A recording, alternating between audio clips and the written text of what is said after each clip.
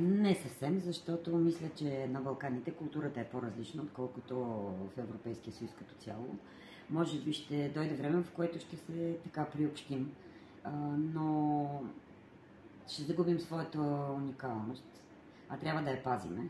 И затова мисля, че е добре да са унифицирани законите, да са еднакви за всички, защото е добре, нали, да се спазват едни и същи правила да има във всички държави, но да може да се запази културата.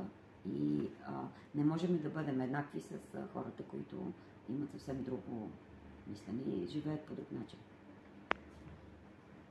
Ами, да мислят преди да правят нещо, хубаво да проучат нещата, да не се прилагат така едно към едно, защото не е приложимо във всички държави, за всички култури, за всички нации едно и също нещо.